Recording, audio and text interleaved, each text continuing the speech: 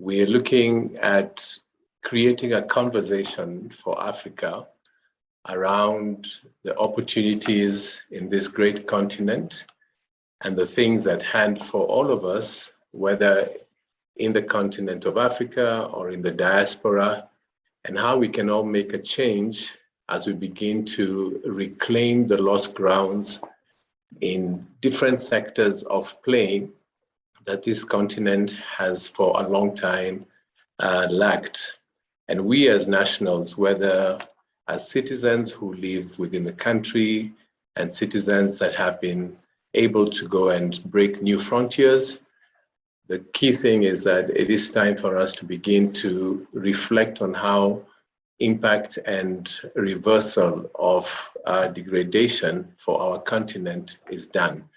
And what a wonderful place to start than Kenya itself, where we begin to participate and draw conversations together around the disruptive opportunities we have.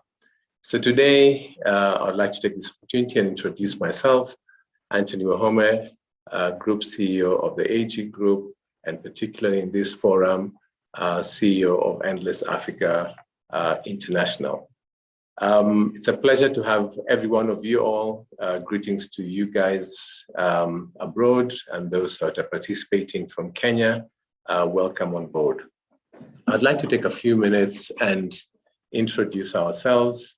Endless Africa is an impact investing partner in agriculture. And our mission is to restore human dignity. Dignity meaning, how do we improve lives of those that we work with? How do we converse around improvement of their earnings, improvement of education? And how do we begin to redefine our space in this sector, or particularly God-given sector in this land of Africa? So we were formed 3.5 years ago, and we've been looking at various value chains that we could demonstrate disruption. And once we have demonstrated that, which is where we are today, begin to invite partners and stakeholders to come in and join our story and see how we together begin to move this conversation to scale and to greater heights.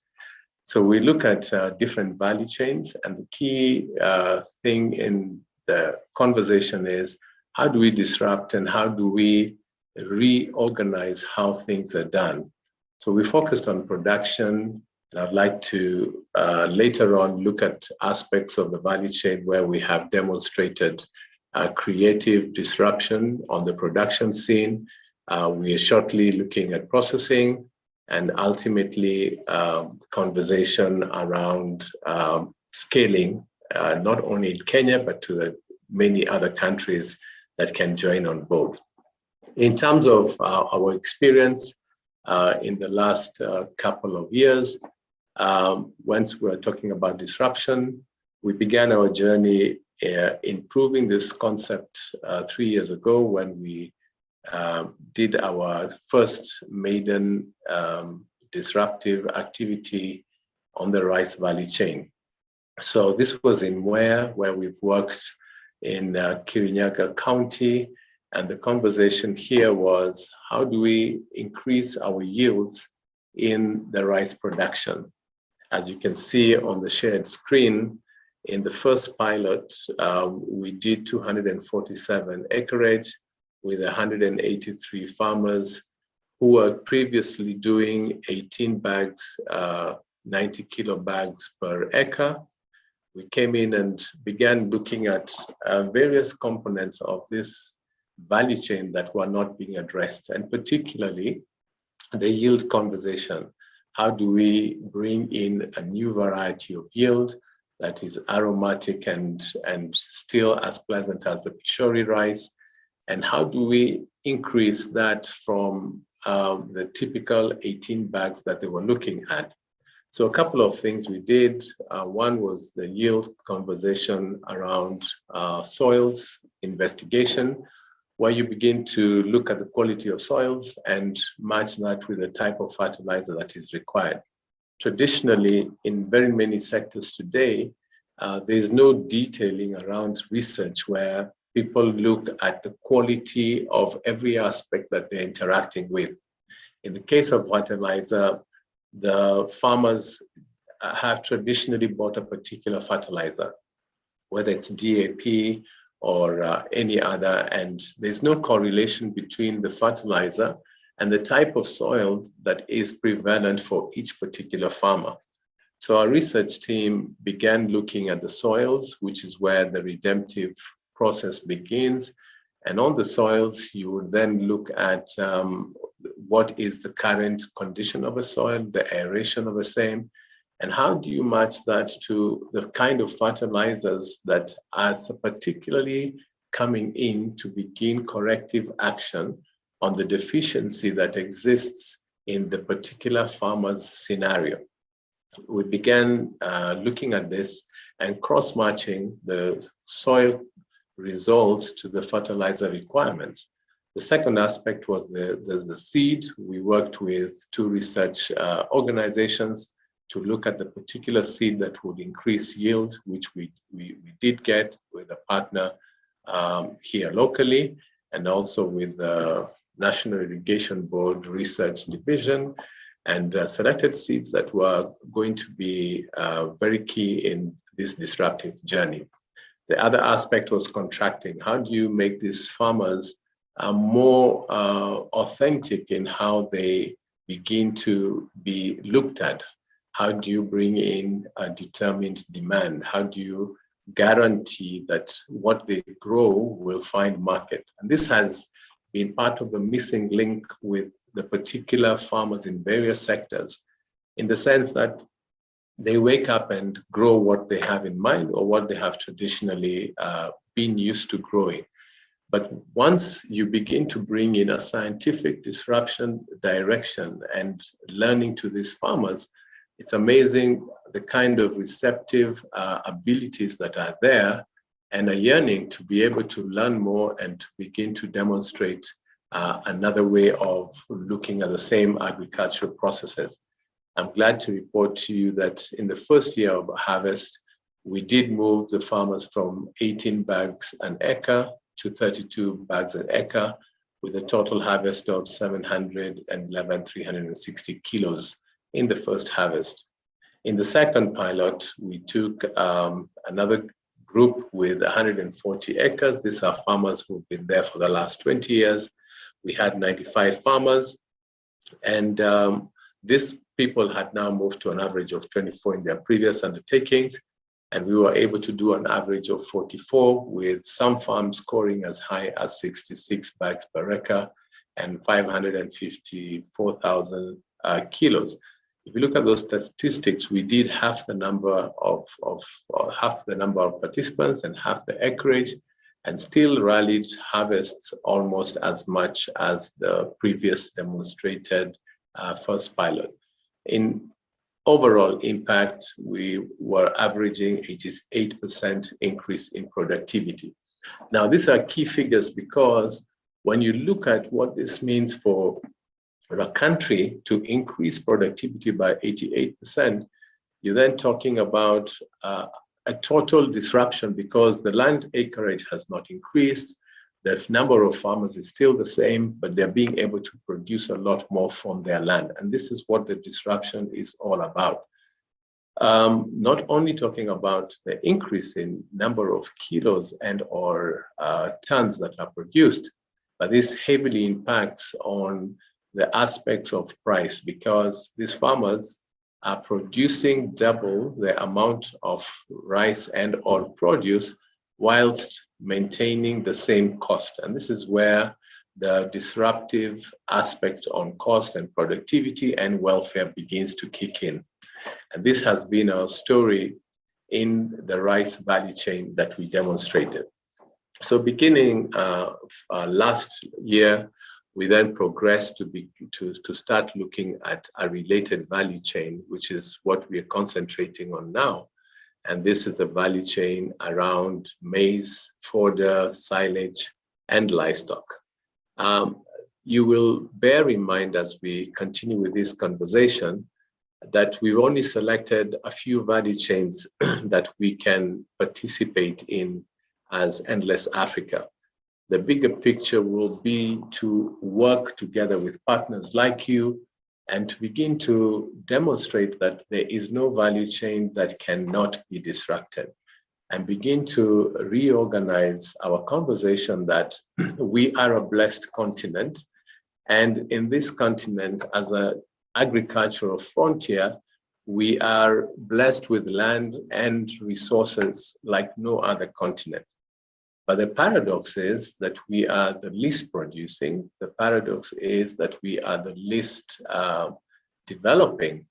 And this is, in a way, pre-organized in the sense that we were heavily dependent on an import story, which then means you have no control on quality, you have no control on price, and you have no control on the aspects of production. The exciting part as we pioneer in this transformation is that we together have a collective responsibility to come on board and begin to rewrite this story as citizens of this great continent, and particularly in the respective countries that we have. And the aspect of this webinars together will be to create conversation across the continent of Africa, whether it is in our home country of Kenya, where I come from, Ethiopia, the DRC Congo, Nigeria, and any other country that will be onboarded. It is time to begin to look at the God-given resources within our purview and look at how we, as stewards and managers of these great resources, begin to cause them to produce for us and turn this story from an import-based continent to an export-oriented perspective, where we begin to save on the forex drains that happen, and particularly even on the quality of the food that we are consuming. It will be interesting to note that nutrition is a big conversation, and nutrition is directly tied to health. We can govern how our citizens begin to live, the longevity of life, aspects of stunting where deficiencies are corrected. And we have the most prestigious soils, we have the most natural waters, we have the most vast lands, and it is time for us to begin to demonstrate.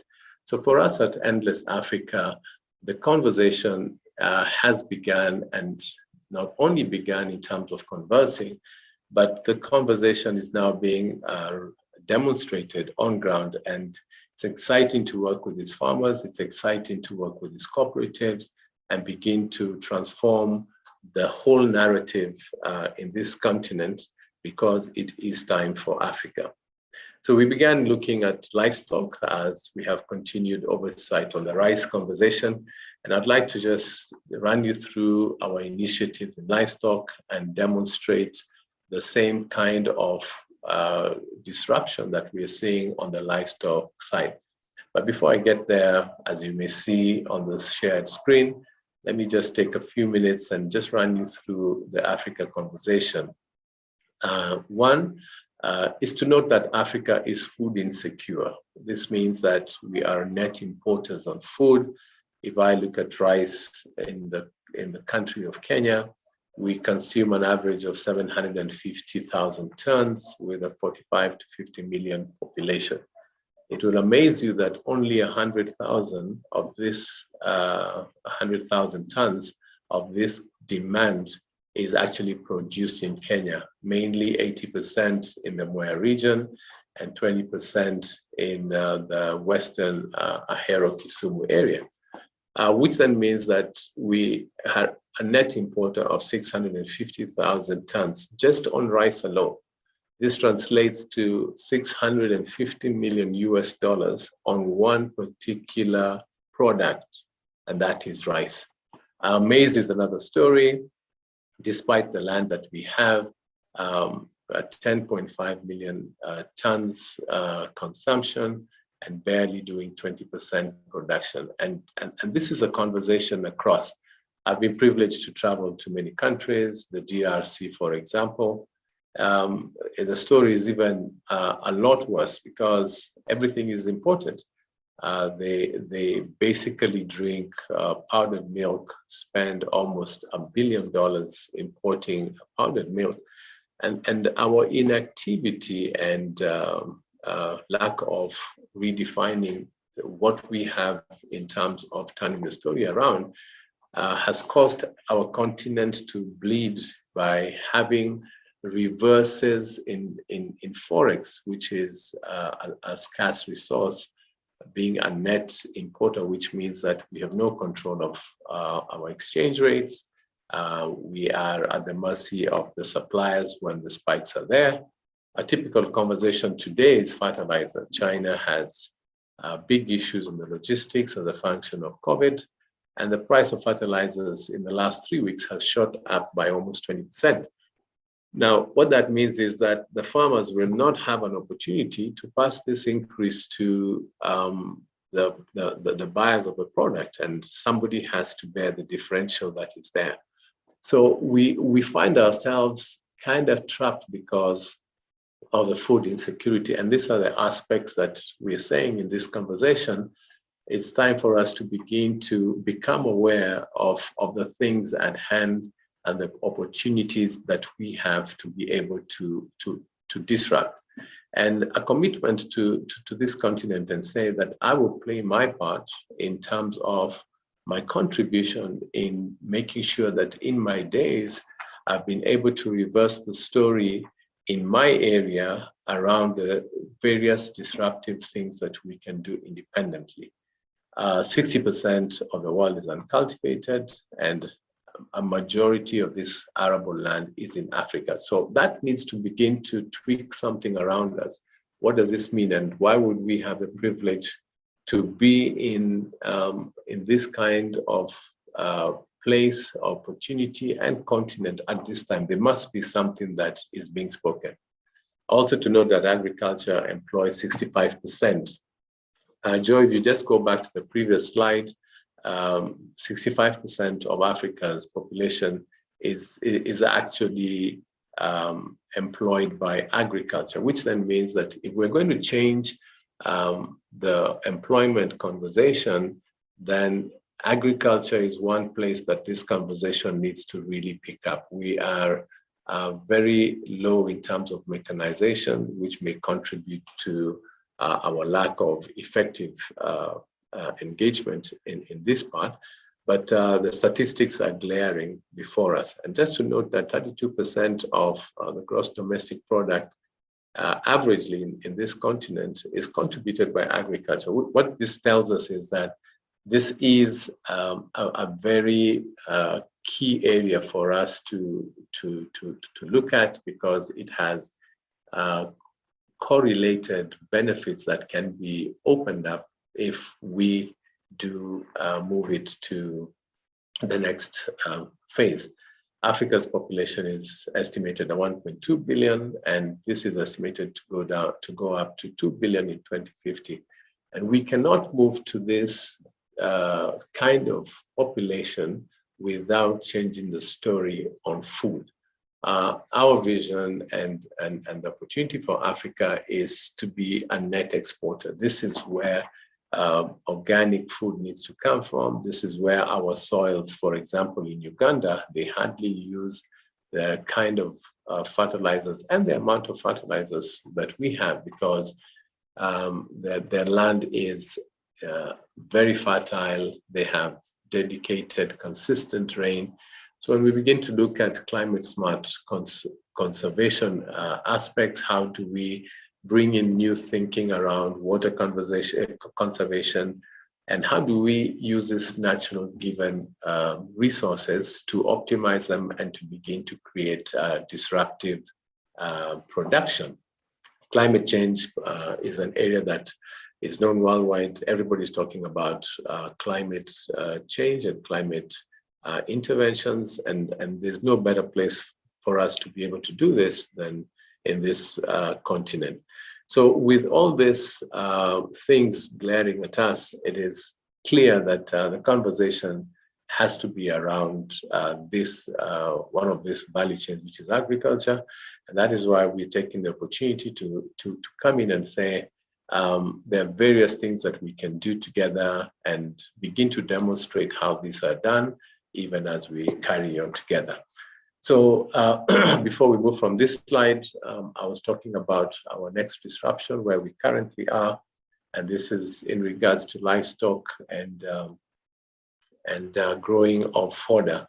Now, if I use a scenario, excuse me, in Kenya, the feeds conversation has become a very painful conversation to the farmers, because the feeds are skyrocketing each day. In the last 1 year alone, we've seen feeds go up towards 100% of what they were.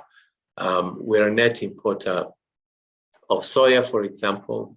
Uganda is one of the sources that we bring soya from. The price last year was 45 shillings to the kilo. As we speak today, soya is 129 shillings to the kilo. And you cannot pass this additional pricing to the end consumer, because the price of a kilo of meat does not change. The price of a liter of milk is not changing, or a capon of coupon is still the same. So you find that with these aspects, you either clearly need to innovate how we're growing. If soya is not doing well in Kenya in terms of yields and production, as we continue to research, there are many other alternatives that are to be customized around our areas. What works for us in this country? For example, soya is not just a conversation, it's about protein contribution. What other source of plants can grant us equivalent, if not near, percentages of the protein contribution that comes from soya? So looking at things like cotton, looking at things like sunflower, and looking at grasses, for example. So we're piloting grasses in different areas of Kenya, and it's amazing to see the kind of alternative inputs that we can create and still be able to manage our costings without being import dependent and being disrupted by the pricing that we are no longer in control. So we began to look at the feed side of it, understanding that animals are predominantly about food. 70% of a cow's intake is food. And if you're going to then look at the cost of production to rear these animals, you then have to start the conversation at food. So we began looking at the livestock side with a view to disrupt the dairy conversation and the meat conversation. So food is a key aspect. Just to take you around what we're doing, we're looking at silage as an alternative route for our farmers to look into. They've been predominantly growing maize for humankind, and all coming up at harvest with the same product, and the price is slammed. The middlemen have a heyday because they buy, because there's no post-harvest storage facilities, and the cycle goes on and on. The same, it's predictable. There's going to be a bumper harvest. Everyone will be going to the same storage. There's not enough facilities, and therefore the price is going to slam. And this story has been the same over the years. And what we're saying is, how do we bring in a different conversation around here? What will amaze you is even having conversation of whether maize should be the kind of product that is fed to both human beings and livestock. And that's a paradox we find ourselves. In the US, for example, where some of you listeners are based, there's a particular corn for animals and a particular type of grain or corn for human beings. And these are differentiated and they're grown differently, though they are from the same parent stock. What that does is that it reduces the pressure for the same food being distributed between animals and human beings. And that's the situation in Africa. Our feeds regime is based on white meats, which is what is used for our local staple food like ugali. And we're saying that we need to change the conversation. We can not both as human beings and animals compete for the same product that is in short supply. So we began looking at different types of forages that we can create and working with reputed research organizations like S&B, for example, of Holland, and beginning to redefine the grasses that are doing well. The story around our research is the white settlers who came in here grew and developed their livestock on grasses, and grazing was an optimal direction that prevailed, and they were able to consistently produce meat and or milk affordably just by understanding the type of grasses you need to focus on, the way of planting these grasses, regenerative agriculture. How do you use the same livestock to be able to transverse and graze on that? How do you improve the manure and fertilization content, and how do you bring a natural intervention by reason of the ecosystem that exists to keep this farm sustainable as God had imagined we would do, without disrupting the content of the composition of the grounds and the produce.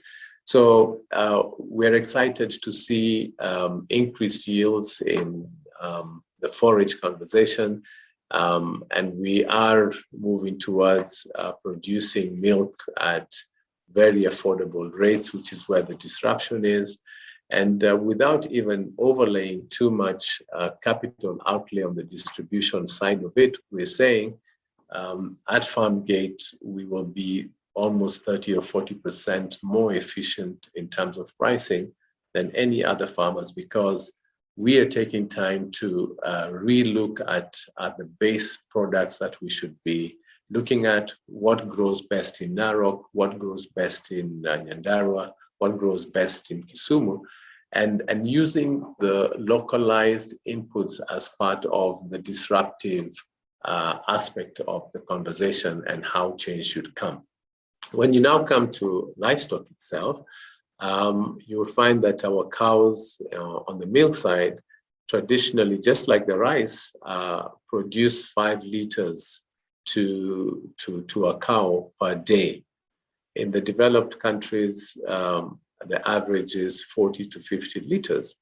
The consumption is very, very different in terms of the fact that whilst they're eating almost the same quantum of food, not necessarily the same quality, these two different animals are producing 10% of what a typical good cow should produce. And with our research hindsight, we looked at countries like India and how they've been able to turn around their story. 15 years ago, India decided that they're going to be the world's largest milk producer. And I'm glad to let you know that 3 years ago, they achieved this objective. And what were the kind of conversations that were developed there? One was the kind of animal that lives in, or genetics that are produced in Holland, for example, may not be relevantly very suitable to be developed here, because we don't have the kind of food that animal requires. It's like buying a top engine car that requires to use V-power, and you want to power it with kerosene. It won't work. So they began to look at aspects around crossing breeds. How do you bring in a pure genetic and cross it with a local native cow? And they even have done crosses with buffaloes. They do buffalo milk, which is amazing. And milk overnight became affordable, because whilst they're not doing 50 liters to the cow per day, their crosses are averaging 30 liters. But remember, These crosses are also consuming a lot less food in terms of because the food is now customized. If it is cassava, which is growing in my area, I can serve cassava in my total mix ratio and still get optimal gains from the animals that we have crossed and made them adaptive to our scenario. So these are the kind of conversations we're having. With our feeds regime, we have now begun to see farmers come in and take our feeds, move their production from 5 liters to 15 liters in under 2 weeks. It's amazing. And in the next webinars, we'll begin to demonstrate with the farmers live conversations from the farm around the disruptive nature of these interventions. You would see the joy around these farmers who have typically used napier grass, which is water, to feed the cows. And no wonder you have 5 liters. It's like you're straining this cow to be able to produce the very little it has consumed. And these animals are very intelligent. If you don't give them enough food, the first thing an animal will do is fend for itself. So it cannot share any surplus with you before it takes care of itself. So how do we bring in these interventions? How do we bring in nutritional value? For example, for some of you who may be farmers, you buy hay on the roadside, but you have no understanding what the composition of that hay is about. What's the nutritional value behind it, and how was it harvested? At what point was it harvested? So part of our interventions to also educate our farmers and partners is to show them how to grow the grasses and or the maize. At what time do you harvest? How do you preserve the nutritional value? And how does that impact in terms of feeding in? So it's exciting to see farmers increase milk production. The quality of milk is also gone up in terms of protein and fat content. And very shortly, the reward to our farmers will not be based only on quantum in terms of number of liters that they produce, but we're now moving towards how do you reward farmers for the quality in terms of milk and butter that their milk does produce, and how do you then remunerate that kind of effort and begin to reward and upscale these farmers. Remember, as we started, restoration of human dignity is the focus, and we consistently track all our interventions to make sure that we are carefully tracking how we are disrupting this in terms of welfare, earnings, and improvement of life in general. How do we bring in better quality food, and how does this impact on the overall health of our people and ultimately the citizenry of this great continent? So that's our story. In the next webinars, we'll deep dive on various aspects of fodder, how we're producing fodder, how we are rearing animals. We're now excitedly looking at new breeds that we're customizing. We have great people on board our teams that have various very good experience, and it's exciting to see us disrupt the type of genetics that we want for our country and continent, the type of foods that we now have control over, and also predictive on the type of outputs that we want. Ultimately, we are working towards agri-products that will be traded on our capital markets here in Kenya and in this continent. And that story is already ongoing. We are conversing with the Capital Markets Authority, and we've begun conversations around how do we bring in innovative products to the stock exchange to allow for investment in those particular areas, and how can this story be scaled to let people now come in and say there is predictive participation in agriculture and therefore becomes bankable. For those of you who've dialed in from the diaspora space, part of these conversations will be to highlight areas of investment or predictable investment that you can now get into. Pretty much aware of the fact that at diaspora level, the kind of products being offered mainly would be real estate and I think traditionally real estate and lately into government securities. And part of the pain points we've seen is missed investments where you send money to your investors and or relatives to buy land. The land you're buying is in a very remote place, which may not be developed in 50 years. There are no services. So even if you build your house, you either create your own waste management system because you're living in a jungle, but you're not able to bring in participation in predictive areas.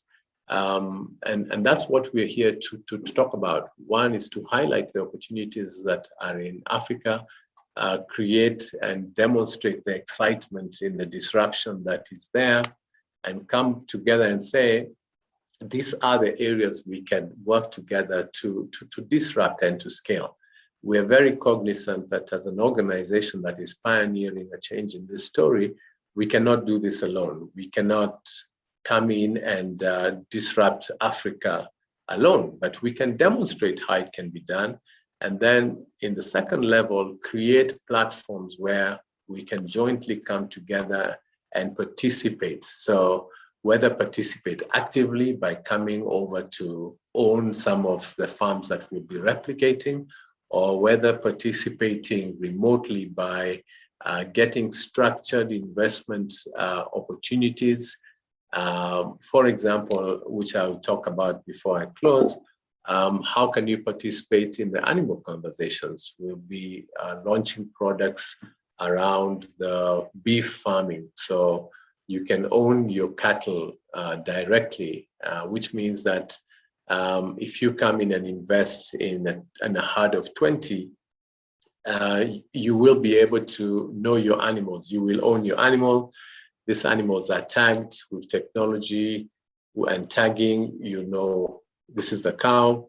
You will have the exciting privilege to name your cow. It could be called whatever you want to call it. Let me not name names for, I might name your name in a cow and it become offensive. So you can call it whatever you like, and that will be the privilege. You can track your animal. You can see its weight gain. You can see what how it's developing.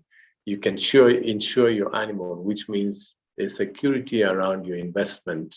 And if it's dairy, then the coupons around your milk production dairy deliveries are monitored and they're reported. So these are the assets that we are now ready to launch. And the first aspect is to begin the conversation, to paint a picture around the opportunity. You do have viability or visibility of clear sight of your investment and participation. So in a nutshell, this does round up what our conversation today has been.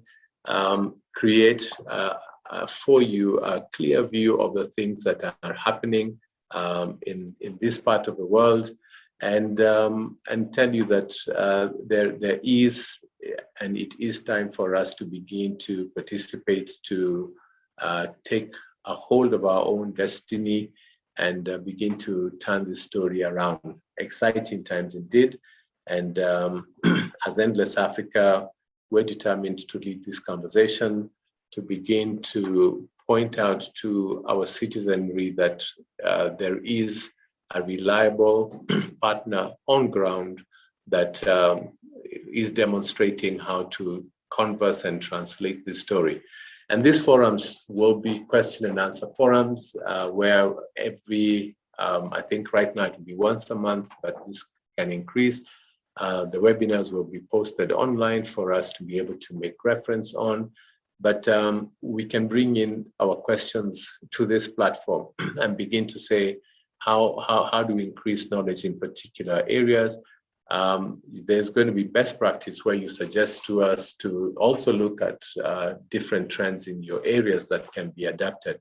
But the key focus is, how do we make sure that our continent at this time begins to move in the right direction and taking up the responsibility of being part of this change. Exciting times right here, and it's been a pleasure to begin this first conversation together. For those of you who would like to see our developments and opportunities for investment, our technology team is on hand. If you post that on the same links and same communication platform that we had, you'll be able to now see in detail how you can participate, whether it is in the fodder production side or whether it's on the dairy side or the feedlotting side. We're working with off-takers who have guaranteed to offtake everything we produce, the Farmer's Choice, the buyers of Kenya in terms of quality milk. So it's an end-to-end investment. You come in, you can see your investment, you can see when it will mature, you can see who's buying the produce, and transparency is key. And that is what has lacked for the diaspora play, and particularly more so lack of information in the areas of participation. So it's exciting, and we're looking forward. I'm very grateful that we could do this conversation together. This will be a consistent conversation in various aspects of our participation, and so looking forward to see this grow and begin to take root, not only for diaspora for Kenya, but very shortly the diaspora conversation is going to be an Africa conversation. Our initiatives right now are focused around Kenya, Ethiopia, the DRC, and partners are coming on board to say, can we come and learn from you? Can we come and see how we're doing these things? So all those things you've read about in books, we're going to show you how we're using technology and drones to spray fertilizer and pesticides in our farms, and how those efficiencies now can be brought towards predictive outcomes in terms of the output, and ultimately how do these assets then translate to investable platforms, whether it's directly at the stock exchange market, and begin to bring excitement where capital can find good return, but particularly predictive, safe return, and turn around the story and ultimately uphold the trust that investors have with partners that can now step up.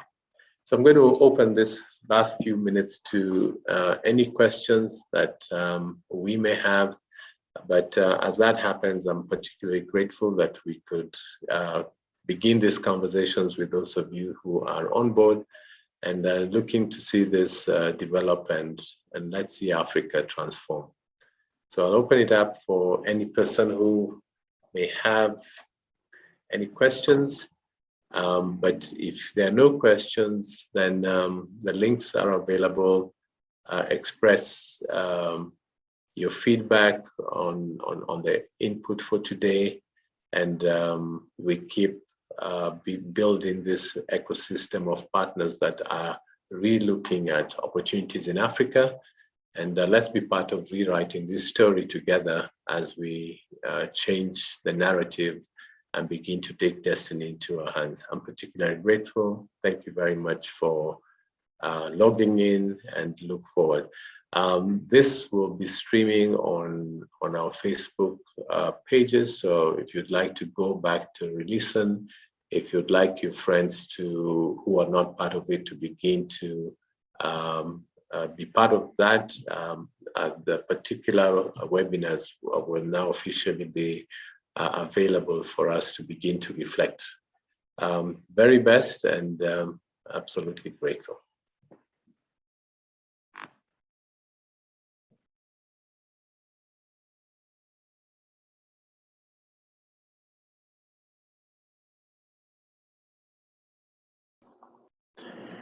Hey, Anthony, definitely a pleasure to see you. How are you doing?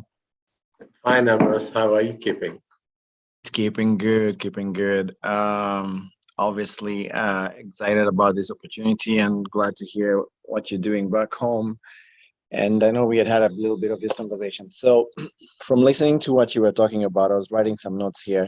There's an opportunity when this is ready to get in, maybe at the feed level, at the animal level. I wasn't too sure if you were talking about rice as an example, or if that was also an opportunity.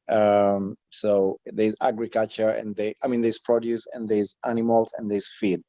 Is that correct? Yes. So the rice conversation was a conversation we piloted with. As we get along, the opportunity on the rice front will be packaged. Right now, we wanted to demonstrate how yields can be disrupted, but the current opportunity plays on the fodder and the livestock. On the rice, we're still perfecting how those interventions can then be made available for participation with diaspora. Perfect.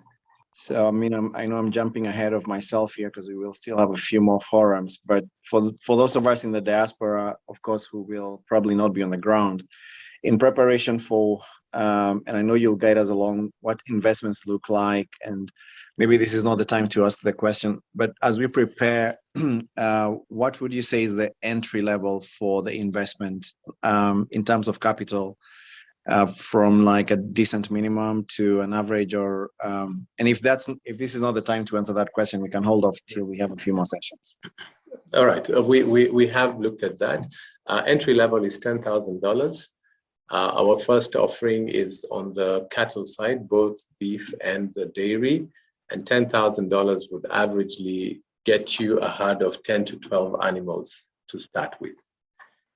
These are tagged to the investor's name. The period of holding is determined. The targeted weights and gains are known, but that's the entry level, just to give you an idea. And also participation will be as individuals, they could be as collective groups, investor groups, they could be in any form. So those categories will also be rated.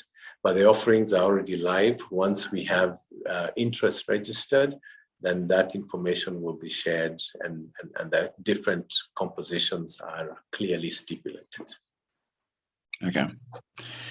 Thank you. I know we'll have a lot of more questions, but that gives us an idea on how to get ready. I'm definitely excited for this opportunity, and thanks for opening this up to the people you've hung out with and the diaspora, especially, who are really, we are tired of losing money to projects that don't yield a thing. So this will be a good opportunity. Thank you so much, Ambrose, and thank you for being online. Hey, thanks. Feel free to also relay your questions on the available links, and most definitely looking to be together in the next forums. We'll be keeping this at least monthly, and we'll begin to share the aspects we are looking at in advance so that you can prepare accordingly and be part of this conversation. So once again, thank you very much.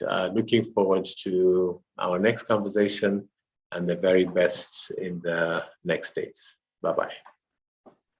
Bye. Thank you. Bye-bye.